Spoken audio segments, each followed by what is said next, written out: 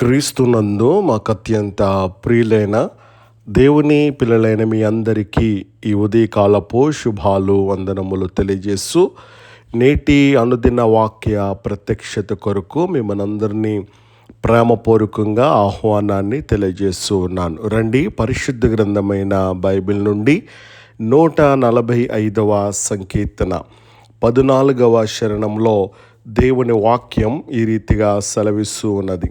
యెహోవా పడిపోవు వారినందరినీ ఉద్ధరించువాడు, కృంగిపోయిన వారినందరినీ లేవనెత్తువాడు.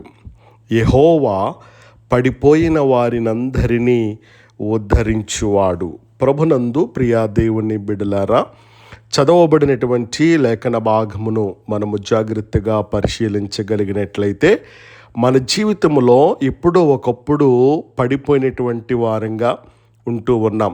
కొందరు ఆర్థికంగా పడిపోయినటువంటి వారు, కొందరు ఆరోగ్యంగా పడిపోయినటువంటి వారు, మరికొందరు నిరుత్సాహములో పడిపోయినటువంటి వారు, మరికొంతమంది పాపములో పడిపోయినటువంటి వారు. కానీ ఈరోజు మనకున్నటువంటి శుభవార్త ఏమిటి అని గనక మనం ఆలోచించగలిగినట్లయితే, పడిపోయినటువంటి వారిని మన దేవుడు త్రొక్కే దేవుడు కాదు, లేవనెత్తే దేవుడు. హల్లెలూయా. మనుషులు పడిపోయినటువంటి వారిని చూసి దూరం వెళ్తూ ఉంటారు, కానీ దేవుడు పడిపోయినటువంటి వారి దగ్గరకు వస్తాడు. ఎందుకో తెలుసా? యెహోవా పడిపోవడాన్ని చూస్తాడు. ఎందుకనంటే గనక మనిషి బయట కనిపించే దాన్ని చూస్తాడు, దేవుడు హృదయాన్ని చూస్తూ ఉంటాడు. ఉదాహరణకి ఆగరు ఏడుస్తూ ఉన్నప్పుడు దేవుడు చూచాడు. అన్న కన్నీళ్లను కారుస్తూ ఉన్నప్పుడు దేవుడు చూచాడు. పేతురు ఏడ్చినప్పుడు కూడా చూశాడు. అలాగైతే ఈరోజు నీవు ఒంటరిగా ఏడుస్తున్నావేమో, ఎవరు చూడటం లేదేమో, ఎవరు పట్టించుకోవట్లేదేమో, కానీ ఒక శుభవార్త ఏంటో తెలుసా?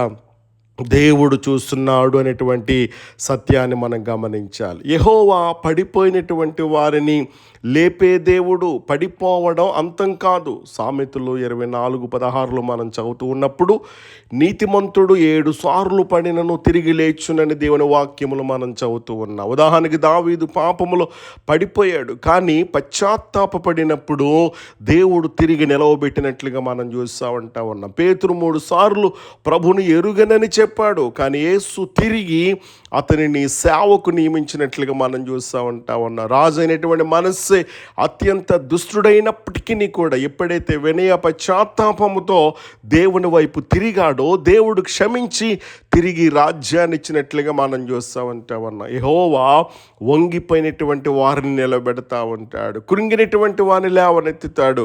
కనుక వంగి ఉన్నటువంటి వారందరినీ కూడా లేవనెత్తేటువంటి దేవుడు. ఈ రోజున నీ పరిస్థితి ఎలా ఉన్నప్పటికీ కూడా, ఎలాంటి నలిగిపోయినటువంటి వంగిపోయినటువంటి పరిస్థితులని ఉన్నప్పటికీ కూడా, ఈరోజున అనేక మంది అప్పుల భారంతో, వ్యాధితో, కుటుంబ సమస్యలతో, ఉద్యోగ కష్టాలు, ఆత్మీయ బలహీనత, ఇవన్నీ కూడా మనిషిని బలహీనపరచొచ్చు.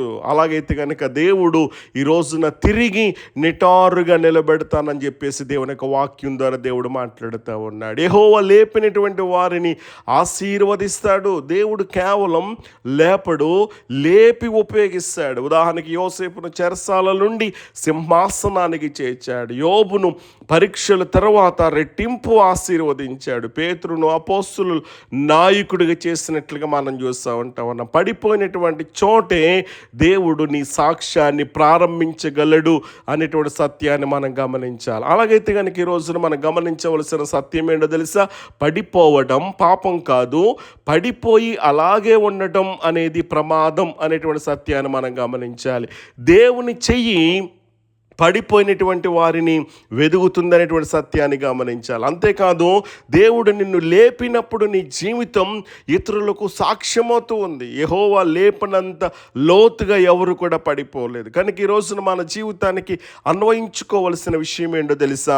ఈరోజు నిరుత్సాహంలో ఉన్నావేమో, ఒకవేళ పాపములు పడిపోయావేమో, కుటుంబ సమస్యల చేత వంగిపోయావేమో, నలిగిపోయావేమో, సేవలో బలహీనపడ్డావేమో, నీవు ఎలాంటి పరిస్థితుల్లో ఉన్నప్పటికీ ఉన్నప్పటికీ కూడా ఈరోజు నా ఒక గొప్ప నిరీక్షణ ఏంటో తెలుసా? యెహోవా నిన్ను లేపగలడు, నిన్ను ఉద్ధరించగలడు, నిన్ను బాగు చేయగలడు, నీ స్థితిగతులను మార్చగలడు అనేటువంటి సత్యాన్ని మనం గమనించవలసిన వారమైనా. ఎందుకో తెలుసా? పడిపోయినటువంటి మనిషిని ప్రపంచం మరిచిపోవచ్చేమో కానీ దేవుడు మరిచిపోయే దేవుడు కాదు. పడిపోయిన పేతురును లేపినటువంటి దేవుడు, చెరసాల్లో ఉన్నటువంటి యోసేపును పైకి తీసినటువంటి దేవుడు, బాధలో ఉన్నటువంటి యోబును ఆశీర్వదించేటువంటి దేవుడు ఈరోజు నిన్ను కూడా లేపడానికి సిద్ధంగా ఉన్నాడు. నీ జీవితంలో కూడా ఉన్నతమైనటువంటి, అద్భుతమైనటువంటి, ఆశ్చర్యకరమైనటువంటి కార్యాలు చేయటానికి ఆయన ఇష్టపడుతూ ఉన్నాడు. ఈరోజు నీవు పడిపోవటం నీ జీవితానికి ముగింపు కాదు, దేవుని మహిమకు ఒక క్రొత్త ప్రారంభం అనేటువంటి సత్యాన్ని